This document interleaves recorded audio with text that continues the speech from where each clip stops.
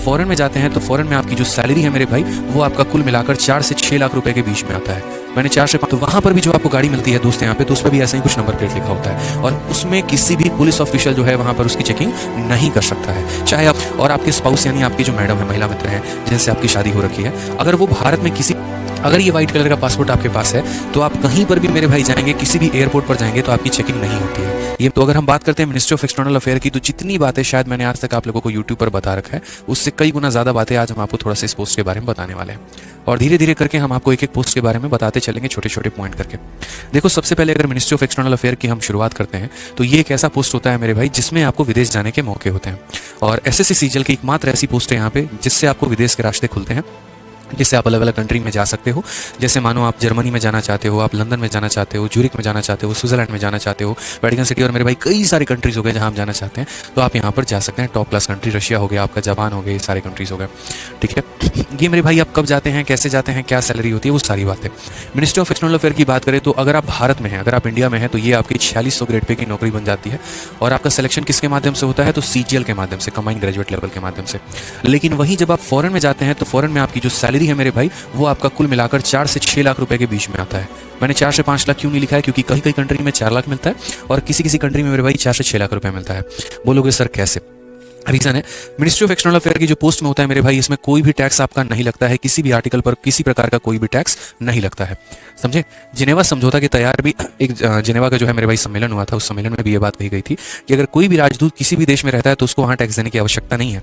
ऐसा नहीं है कि आपके ऊपर टैक्स नहीं लगता। अगर मान लीजिए कि भारत में भी अमेरिकन जो है वो यहाँ पर एम्बेसी में जो लोग रहते हैं, या एक तरीके से पाकिस्तान एम्बेसी के जो लोग रहते हैं पाकिस्तान वाले एम्बेसी में, तो वो भी यहाँ पर कोई टैक्स नहीं देते हैं, ना कोई इनकम टैक्स लगता है, ना कोई और टैक्स लगता है उनके ऊपर में। ठीक है, तो कोई उन्हें टैक्स पे करने की जरूरत नहीं होती है। तो एक तरीके से आप जो भी कमाते हैं वो पूरा का पूरा आपका व्हाइट इनकम होता है। ठीक, तो अगर मैं भारत में हूं तो भारत में मेरी मिनिस्ट्री ऑफ एक्सटर्नल अफेयर में 72,000 की सैलरी होगी, तो वहीं पर जब मैं विदेश में काम करूंगा तो वहां मेरी सैलरी 4 से 6 लाख रुपए के बीच में होगी।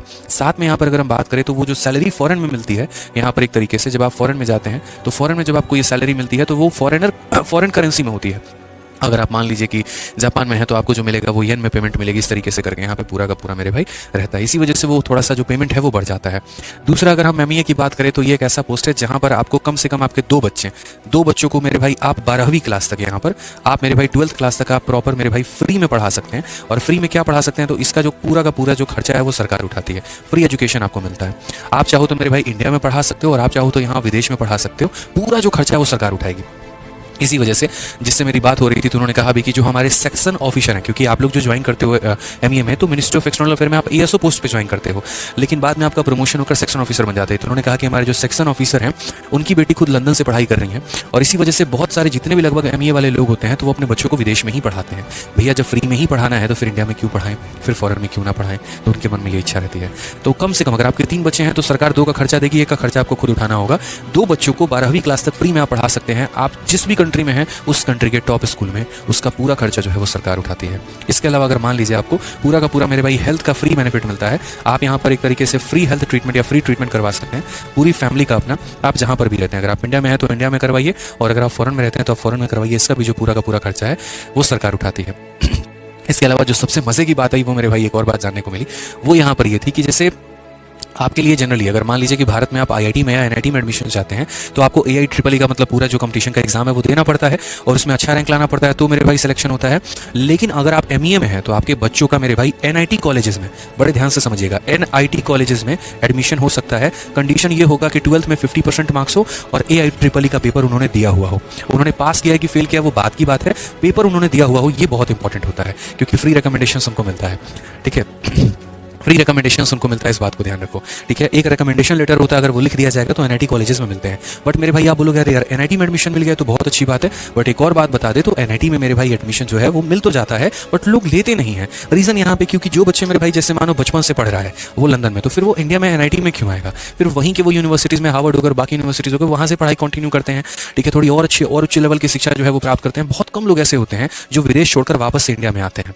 ठीक है, इसके अलावा अगर हम आपको बेनिफिट बताएं तो मान लीजिए कि आपका यहाँ पर जॉब लग जाता है और आपके स्पाउस यानी आपकी जो मैडम है, महिला मित्र हैं जिनसे आपकी शादी हो रखी है, अगर वो भारत में किसी भी सरकारी मंत्रालय में है, किसी भी सरकारी मंत्रालय में है, ठीक है, तो यहाँ पर उनको 6 महीने की लीव ग्रांट कर दी जाती है। इसी वजह से क्योंकि आप मेरे भाई विदेश में, जैसे मानो मैं हूँ और आज मेरी पोस्टिंग जर्मनी में आ गई और मेरी वाइफ टीचर है, तो मेरी वाइफ को 6 महीने की लीव मिल जाएगी सेटलमेंट के लिए कि आप जाइए अपने हस्बैंड के साथ और उनका एक तरीके से सेटलमेंट करवाइए वहाँ पे। तो एक ट्रांसफर में मतलब एक पोस्टिंग में मेरे भाई 6 महीने की छुट्टी होती है। मानो 3 साल तक मैं चाइना में रहा, अगले 3 साल तक मेरे भाई मैं जापान गया, तो चाइना के लिए मुझे 6 महीने की छुट्टी मिलेगी, जापान के लिए फिर मुझे 6 महीने की छुट्टी मिलेगी। ये एक अलग ही बेनिफिट होता है, ठीक है। इसके अलावा एक और चीज़ हम आपको बताएं तो जो MEA पोस्ट में जितने भी लोग होते हैं उनको मेरे भाई देखो, इंडिया में 3 तरह के पासपोर्ट होते हैं, मैंने पहले भी बताया है। एक हमारा व्हाइट कलर का होता है, एक मरून कलर का होता है और एक ब्लू कलर का होता है। जो ब्लू कलर का पासपोर्ट होता है दोस्त यहाँ पे, ठीक है, मैं आपको और भी बेनिफिट्स इसके बताता हूँ, क्योंकि ये चीज़ें होती है ना ज़िंदगी में मोटिवेट बहुत करती हैं यार आगे बढ़ने के लिए, ठीक है। तो मैं आपको थोड़ा सा पॉइंट आपको और बताऊं तो जो ब्लू कलर का जैसे हमारा पासपोर्ट होता है, तो ब्लू कलर का पासपोर्ट क्या रहता है कि नॉर्मली किसी भी सिटीजन के लिए होता है। कोई भी इंडियन सिटीजन जो है, मैं हूं, आप हैं, शाहरुख खान है या कोई भी है मेरे भाई, तो सबके लिए यहाँ पे रहेगा, ठीक है। सलमान खान, कोई भी हो मेरे भाई, तो सबके लिए यहाँ पे रहेगा ब्लू कलर का पासपोर्ट। लेकिन जो लोग मेरे भाई MEA में काम करते हैं तो उनको ब्लू कलर का पासपोर्ट नहीं मिलता है मेरे भाई, उनको व्हाइट कलर का पासपोर्ट मिलता है। और व्हाइट कलर का पासपोर्ट जो होता है एक तरीके से सारे के सारे ऑफिशियल्स के लिए होता है, जो भी लोग मेरे भाई काम करते हैं गवर्नमेंट सेक्टर में। और मेरे भाई जो दूसरा होता है मरून कलर का, अगर आप करेंगे मैं आपको दिखा दूंगा, तो मरून कलर का जो पासपोर्ट होता है ना, वो मरून कलर का पासपोर्ट जितने भी डिप्लोमेट होते हैं, ठीक है, जो एक तरीके से डिप्लोमेट का मतलब जैसे अजीत डोभाल हो गए, आपके ब्यूरोक्रेट हो गए, जो एक कंट्री से दूसरे कंट्री किसी मीटिंग के लिए जा रहे हैं, सरकारी पर्पस के लिए जा रहे हैं, तो मेरे भाई उनको यहाँ पर ये पासपोर्ट मिलता है, ठीक है। तो अगर हम बात करें तो व्हाइट कलर का पासपोर्ट जो है वो ऑफिशियल है, ठीक है। अब इस व्हाइट कलर के पासपोर्ट का हम आपको फायदा बताते हैं। अगर ये व्हाइट कलर का पासपोर्ट आपके पास है तो आप कहीं पर भी मेरे भाई जाएंगे, किसी भी एयरपोर्ट पर जाएंगे तो आपकी चेकिंग नहीं होती है। ये मैं आपको बहुत स्पष्ट रूप से बता दे रहा हूँ। बड़े से बड़ा व्यक्ति भी क्यों ना हो मेरे भाई, उसको चेक किया जाता है, पूरी चेकिंग उसकी बॉडी की होती है, उसकी पूरी लगेज की चेकिंग होती है। आपका बॉडी कोई नहीं चेक कर सकता, इस बात को ध्यान रखना, ठीक है। आप क्या कैरी कर रहे हो, क्या कैरी नहीं कर रहे, कोई चेक नहीं करता है, क्योंकि आप एक कंट्री को रिप्रेजेंट करते हैं। इसी वजह से कभी भी आप एयरपोर्ट जाएंगे, आपके लगेज की चेकिंग होगी लेकिन आपकी चेकिंग नहीं होगी। और आपकी लगेज की भी चेकिंग कई बार नहीं होती है। अगर आपने अपने गवर्नमेंट अपने ऑफिस से लिखवा रखा है कि ये मेरे भाई सरकारी दस्तावेज या सरकारी प्रॉपर्टी है, तो वहां पर सिक्योरिटी आपके लगेज को भी चेक नहीं करेगी, ये भी एक बात तय है।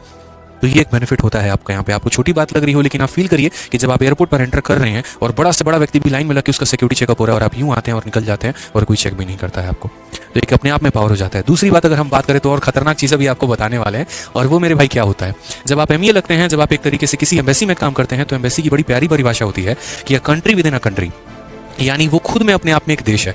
अगर मान लीजिए कि अमेरिका में इंडिया का कोई एम्बेसी है, तो वो मेरे भाई अमेरिका के क्षेत्र में नहीं है, वो अमेरिका के ज़मीन पर नहीं है, वो भारतीय एम्बेसी है, वो भारत के ज़मीन पर है, और वहाँ पर जो नियम कानून चलेंगे वो भारत के चलेंगे। एग्जाम्पल के तौर पे जैसे मानो कि मैं MEA में as a section ASO job करता हूँ और मेरा पोस्टिंग है लंदन में, और लंदन में मैं वहाँ पे जॉब कर रहा हूँ इंडियन एम्बेसी में, और मैंने किसी का मर्डर कर दिया। एग्जाम्पल मैं कह रहा हूँ, मैंने कोई क्राइम ऑफेंड कर दिया, मैंने गाड़ी से किसी को ठोक दिया, तो मेरे भाई वहाँ पर पुलिस मुझे अरेस्ट भी नहीं कर सकती है। ये मैं आपको क्लियरली कह रहा हूँ। कोई भी लोकल पुलिस आपको डिटेन नहीं कर सकता है, अरेस्ट नहीं कर सकता है।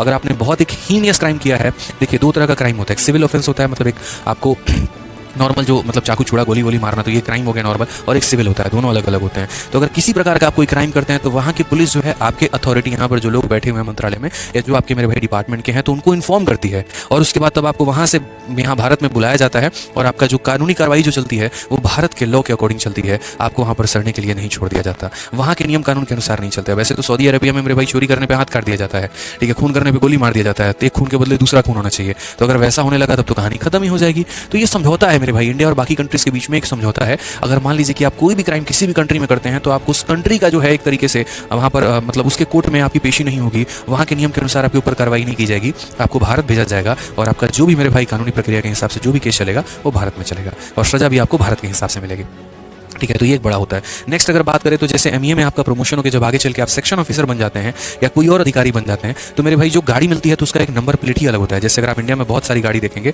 उनके पीछे से स्टार लगा होगा, ठीक है। कई बार ऐसा होता है नंबर प्लेट नहीं लगा होता है। ये मेरे भाई आर्मी का हो जाता है, या एक तरीके से बहुत टॉप ऑफिशियल्स ऑफ ब्यूरोक्रेट के हो जाते हैं। उसी तरीके से जब आप विदेश में रहते हैं तो वहाँ पर भी जो आपको गाड़ी मिलती है दोस्त यहाँ पे, तो उस पर भी ऐसा ही कुछ नंबर प्लेट लिखा होता है, और उसमें किसी भी पुलिस ऑफिशियल जो है वहाँ पर उसकी चेकिंग नहीं कर सकता है, चाहे आप उसके अंदर इलीगल सामान ही क्यों नहीं कैरी कर रहे हो। मेरे भाई उस गाड़ी को चेक नहीं आप कर सकते हैं, क्योंकि वो जो गाड़ी है वो भारतीय क्षेत्र में है, वो भारतीय दायरे में। मैंने क्या कहा, a country with in a country. आप जहां पर खड़े होते हैं आपकी सीमा वहीं से शुरू हो जाती है, ये समझ लीजिए। आपकी गाड़ी जो है वहां पर वो फॉरेन में विदेश की वो गाड़ी नहीं होती है मेरे भाई, वो अपने आप में एक भारतीय गाड़ी बन जाती है, और उसको हाथ लगाने का मतलब मेरे भाई एक देश को सर्च करने के बराबर होता है, ठीक है। तो वो भी चेकिंग वहां पर नहीं हो सकता है। इसी वजह से कई बार ऐसा भी आया भी कि जो नॉर्मल कंट्रीज हो गए, जो छोटी कंट्रीज हो गए यहाँ पे, जैसे आप अगर एक तरीके से देखेंगे ये जो निग्रोस हो गए, जैसे अगर हम बात करते हैं तो lower countries, south African countries हो गए जो एकदम है, तो वो क्या करते हैं, इंडिया में जो उनकी एम्बेसी होती है तो वो इलीगल ट्रेडिंग भी कर रहे होते हैं, और इसका मेरे भाई भनक अभी पुलिस को लगा था। तो यहाँ पर इंडिया के भी जो लॉ हैं इंडिया के भी जो पुलिस ऑफिसर्स हैं वो उनके ऊपर एक्शन नहीं ले सकते हैं,